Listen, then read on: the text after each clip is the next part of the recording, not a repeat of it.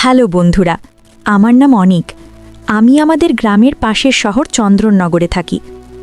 আজ তোমাদের আমার জীবনের এমন একটি অধ্যায়ের কথা বলবো যা আমার মাথা থেকে আজও মুছে ফেলতে পারিনি।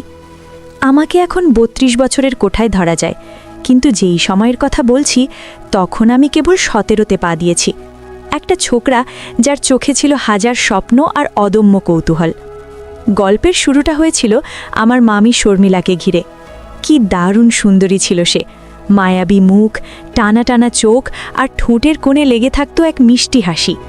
সেই হাসিতে এমন এক জাদু ছিল যা নিমিষেই মন ভালো করে দিত। মামি আর মামা সব্যসাচীর বিয়েটা ছিল ভালোবাসার। মামা কাজের জন্য শহরের বাইরে থাকতেন, কিন্তু যখনই ফিরতেন তাদের সুখের সংসারে যেন আনন্দের ঢল নামত। আমি তখন ক্লাস 11-এ পড়ি। পড়াশুনোর জন্য প্রায়ই মামার বাড়িতে গিয়ে থাকতাম। শর্মিলা মামি আমাকে নিজের ছোট ভাইয়ের মতো আদর করত। তার হাতের রান্না, তার মিষ্টি শাসন, সব কিছুতেই ছিল একরাশ আন্তরিকতা। কিন্তু আমি দেখতাম মামা যখন শহরে থাকতেন না, তখন মামির সেই ঝলমলে মুখটা কেমন যেন মেঘলা হয়ে থাকত। এক গভীর মন খারাপ যেন তাকে ধরে ফেলত। এইভাবেই দিন যাচ্ছিল। হঠাৎ একদিন খবর পেলাম সব্যসাচী মামা একটা বড় কোম্পানিতে চাকরি পেয়ে দুবাই চলে যাবেন, পুরো 3 বছরের জন্য। খবরটা শুনে একদিকে যেমন আনন্দ হলো, তেমনি শর্মিলা মামির জন্য আমার মনটা খারাপ হয়ে গেল। মামা চলে যাওয়ার আগের দিন বাড়িতে এক ছোটোখাটো আয়োজন করা হলো। আত্মীয় স্বজন, খাওয়া দাওয়া, হাসি তামাশায় বাড়িটা ভরে রইল। কিন্তু সেই হাসির আড়ালে আমি পরিষ্কার দেখতে পাচ্ছিলাম মামির ছলছল চোখ। পরের দিন সকালে মামা এয়ারপোর্টের জন্য তৈরি হলেন। যাওয়ার আগে মামা আমার কাঁধে হাত রেখে বললেন, অনিক, আমি তো চলে গেলাম, তোর মামিটা বড্ড একা হয়ে যাবে। তুই একটু দেখিস, ওর যখন যা লাগে এনে দিস, ও যেন কোনো কষ্ট না পায়। তুই ছাড়া তো ওকে দেখার মতো কেউ নেই। আমি মামাকে ভরসা দিয়ে বললাম, তুমি একদম চিন্তা করো না মামা, আমি মামিকে কোনো সমস্যায় পড়তে দেব না। তুমি শুধু নিজের খেয়াল রেখো। মামা চলে গেলেন। বিশাল বাড়িটাতে পড়ে রইলাম আমি আর মামি। প্রথম কয়েকটা দিন মামি প্রায়ই কথা বলতো না, সারা দিন চুপচাপ থাকত। জানালার দিকে চেয়ে কি যেন ভাবত। আমি তার একা থাকা দূর করার জন্য নানা চেষ্টা করতাম। তার সাথে বসে টিভি দেখতাম, কলেজের মজার গল্প শোনাতাম, বাজার থেকে তার পছন্দের জিনিস কিনে আনতাম। আস্তে আস্তে মামি আবার স্বাভাবিক হতে শুরু করলো। এরই মধ্যে আমি আমার পড়াশোনার সুবিধার জন্য পাকাপাকিভাবে মামার বাড়ি চলে এলাম। বাবা মাও রাজি হলেন, কারণ ওখানে আমি শান্তিতে পড়াশুনো করতে পারবো আর মামিরও একজন সঙ্গী হবে। আমার ঘরটা ছিল মামির ঘরের ঠিক পাশেই। সব কিছুই ঠিকঠাকই চলছিল, কিন্তু মাসখানিক যেতে না যেতেই আমি একটা অদ্ভুত জিনিস দেখতে শুরু করলাম। প্রায় প্রতি রাতেই যখন চারদিক চুপচাপ হয়ে যেত, আমি পড়তে বসতাম, তখন মামির ঘর থেকে একটা চাপা অদ্ভুত শব্দ ভেসে আসতো। শব্দটা ঠিক কান্নার মতোও না, আবার হাসির মতোও না। কেমন যেন একটা ফোপানোর আওয়াজ, যা গভীর কষ্ট ছাড়া আসে না। মাঝে মাঝে মনে হতো কেউ যেন দেয়ালের সাথে মাথা ঠুকছে, একটা চাপা ধুপধুপ আওয়াজ। প্রথম আমি ভাবতাম হয়তো আমার ভুল হচ্ছে, কিন্তু যখন পরপর কয়েক রাত একই ধরনের শব্দ পেলাম, আমার বুকের ভেতরটা কেঁপে উঠল। মামা বিদেশে, বাড়িতে শুধু আমরা 2 জন। মামির যদি কিছু হয়ে যায়, এই ভয়ে আমি কাউকে কিছু বলতে পারছিলাম না। শব্দটা এতটাই রহস্যময় ছিল যে আমার ছোকরা মন নানা অজানা চিন্তায় ভরে উঠছিল। মামি কি কোনো বিপদে পড়ছে, নাকি কোনো গভীর কষ্টে এমন করছে? একদিন রাতে শব্দটা যেন একটু বেশি স্পষ্ট শোনা গেল। আমার আর সহ্য হলো না। আমি আস্তে আস্তে মামির ঘরের সামনে গিয়ে দাঁড়ালাম। ভেতর থেকেও তখনও সেই চাপা গোঙানির মতো আওয়াজটা আসছিল। আমার মনে হলো এক্ষুনি দরজাটা ধাক্কা দিয়ে ভেতরে ঢুকে পড়ি, কিন্তু পরের মুহূর্তেই মনে হলো এটা হয়তো মামির ব্যক্তিগত কোনো ব্যাপার। কিন্তু কৌতূহল আর চিন্তা আমাকে শান্তিতে থাকতে দিল না। পরের দিন সকালেই ঠিক করলাম মামিকে সরাসরি জিজ্ঞেস করব। ভয়ে ভয়ে আমি মামির কাছে গিয়ে বললাম, মামি, একটা কথা বলবো? মামি আমার দিকে চেয়ে মিষ্টি করে হাসল, কিন্তু সেই হাসির পেছনেও আমি একরাশ ক্লান্তি দেখতে পেলাম। আমি বললাম, মামি, প্রতিদিন রাতে পড়তে বসার সময় তোমার ঘর থেকে কেমন জানি একটা অদ্ভুত শব্দ পাই। আমি তোমাকে ভয়ে কিছু বলিনি। মামি, তুমি কি বলবে কেন প্রতিদিন তোমার ঘর থেকে এরকম শব্দ আসে? মামা তো বিদেশে, তাহলে? আমার প্রশ্ন শুনে মামির মুখের হাসিটা নিমিষে মিলাই গেল। তার চোখ দুটো কেমন যেন অচেনা হয়ে গেল। তিনি আমার দিকে কিছুক্ষণ স্থির দৃষ্টিতে চেয়ে রইলেন, যেন আমার মনের ভিতরটা পড়ে ফেলার চেষ্টা করছেন। তারপর এক লম্বা শ্বাস ফেলে যা বলল তা শোনার জন্য আমি মোটেও তৈরি ছিলাম না। মামির উত্তরটা এতটাই সাজানো আর তাড়াহুজোর মতো শোনালো যে আমার সন্দেহ আরও বাড়ল। আমি শান্ত গলায় বললাম, না মামি, ওটা ইঁদুরের শব্দ ছিল না। আমি পরিষ্কার শুনছি কেউ যেন খুব কষ্ট পাচ্ছে, ফুপিয়ে ফুপিয়ে কাঁদছে। আমার কথায় মামির মুখটা ফ্যাকাশে হয়ে গেল। তিনি অন্যদিকে মুখ ঘুরিয়ে একটু রূঢ় স্বরে বললেন, দেখ অনেক, তুই এখন বড় হয়েছিস, অন্যের ব্যক্তিগত ব্যাপারে নাক গলানো ভালো না। যা, নিজের পড়ায় মন দে, এসব আজগুবি চিন্তা মাথা থেকে বের কর। মামির এই রূঢ় আচরণ আমার বুকে লেগে লাগল। আমি তো তার ভালোর জন্যই চিন্তা করছিলাম। অভিমানে আমার গলা ভারী হয়ে এলো। আমি বললাম, মামি, মামা যাওয়ার আগে আমার ওপর তোমার সব দায়িত্ব দিয়ে গেছেন। তোমার যদি কোনো বিপদ হয়, আমি মামাকে কি জবাব দেব? আমি শুধু তোমার নিরাপত্তা নিয়ে চিন্তিত, আর কিছু না। আমার গলার স্বরে হয়তো আকুতিটা এতটাই স্পষ্ট ছিল যে মামির কঠোরতার দেওয়ালটা মুহূর্তেই ভেঙে পড়ল। তিনি আমার দিকে ঘুরলেন। এবার তার চোখে রাগ ছিল না, ছিল একরাশ অসহায়ত্ব আর গভীর মন খারাপ। তিনি একটা লম্বা শ্বাস ফেলে বললেন, ভাগ্নে, এমন কিছু কষ্ট আছে যা কাউকে বললে বোঝানো যায় না। কিছু যন্ত্রণা থাকে যা একা একা সইতেই হয়। তুই এসব বুঝবি না, আরও বড় হ, তারপর হয়তো বুঝবি। আমি বললাম, না মামি, আমার কাছে পরিষ্কার মনে হয় তোমার ঘর থেকেই ওই অদ্ভুত শব্দগুলো আসে, আর সেই রহস্যটা জানা আমার খুব দরকার, কারণ আমি তোমার কোনো ক্ষতি হতে দিতে পারি না। মামি আর কোনো উত্তর দিল না, শুধু ম্লান হয়ে নিজের কাজে মন দিল। এরপর কয়েকটা দিন সব চুপচাপ। আমি আর ওই কথা তুলিনি, কিন্তু আমার কান দুটো সারাক্ষণ সজাগ থাকত। রাতের সেই রহস্যময় শব্দটা আর আগের মতো জোরে শোনা না গেলেও মাঝে মাঝেই ভেসে আসত। এভাবেই আরও সপ্তাহখানেক কেটে গেল। একদিন রাতে আমি অঙ্ক করছিলাম, এমন সময় মামি এসে দরজায় দাঁড়ালো। আমি মুখ তুলে অবাক হয়ে গেলাম। মামি পরেছে গাঢ় নীল রঙের একটা শাড়ি, চোখে হালকা কাজল, কপালে ছোট্ট একটা টিপ, আর খোলা চুলে বেলি ফুলের মালা। আবঝা আলোতে তাকে কোনো স্বপ্নপুরীর পরীর মতো লাগছিল।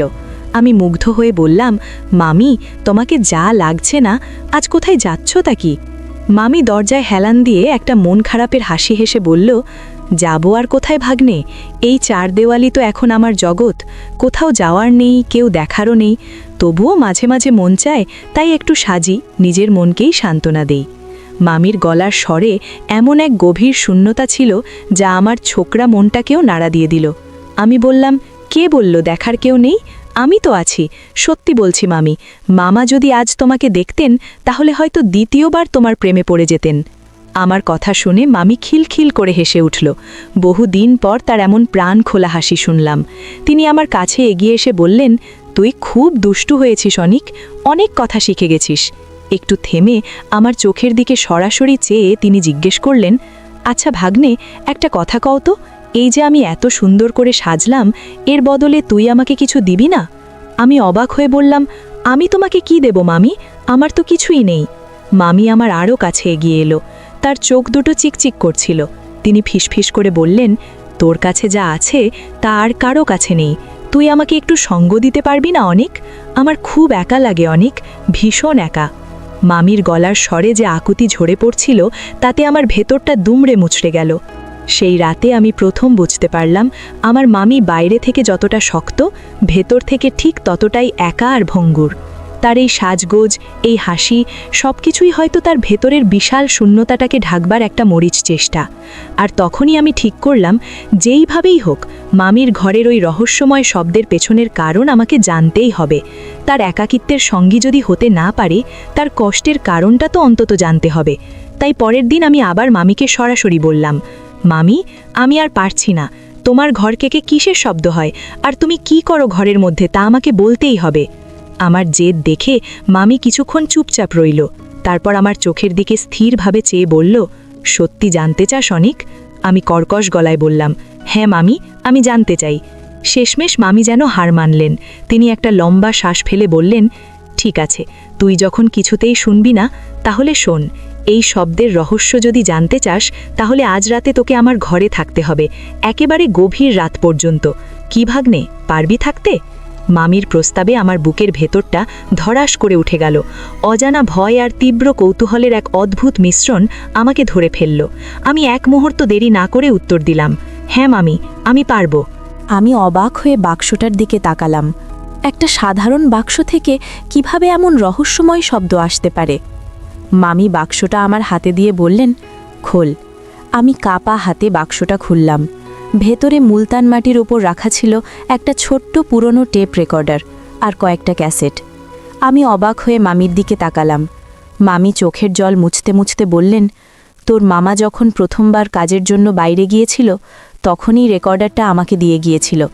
বলেছিল, যখন আমার কথা খুব মনে পড়বে তখন এটাতে আমার গলার আওয়াজ রেকর্ড করে শুনবে। মনে হবে আমি তোমার পাশেই আছি। প্রথম প্রথম আমরা দুজনেই খুব মজা করে এটা ব্যবহার করতাম। ও ফোন করলে আমি ওর কথা রেকর্ড করে রাখতাম, ওর গান, ওর কবিতা আবৃত্তি সব। আবার আমিও আমার মনের কথা রেকর্ড করে ওকে পাঠাতাম। একটু থেমে তিনি আবার বললেন, কিন্তু এখন পরিস্থিতি বদলে গেছে। তোর মামা এখন অনেক ব্যস্ত, আগের মতো আর সময় দিতে পারে না। আর আমি এই একা থাকাটা আর সহ্য করতে পারি না। তাই যখন বুকের ভেতরটা কষ্টে ফেটে চৌচির হয়ে যায় তখন এই রেকর্ডারটা চালাই। আমি তখনও বুঝতে পারছিলাম না তাহলে সেই অদ্ভুত কান্নার মতো শব্দটা কিসের।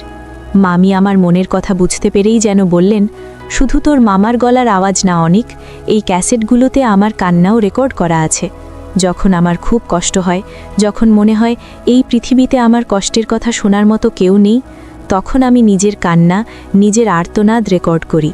তারপর গভীর রাতে একা একা সেই রেকর্ড করা কান্নাগুলো শুনি। শুনতে শুনতে মনে হয় আমার কষ্টের ভাগ নেবার জন্য আরও একজন আমি আমার পাশে বসে কাটছে। আমার একা থাকাটা যেন একটু কমে। মামির কথাগুলো আমার মাথায় যেন হাতুড়ির মতো আঘাত করল। তাহলে এই ছিল সেই রহস্যময় শব্দের উৎস। কোনো ভূতপ্রেত বা অজানা বিপদ না, এটা ছিল এক গভীর একাকিত্বের নীল নকশা। নিজের সাথে নিজের কথাবার্তা, নিজের কান্নার সাথে নিজের সহমর্মিতা। নিজের রেকর্ড করা কান্না শুনে কেউ সান্ত্বনা খোঁজে, এটা আমার কল্পনারও বাইরে ছিল। আমি মামির মুখের দিকে তাকালাম। তার গাল বেয়ে অঝরে জল গড়াচ্ছে।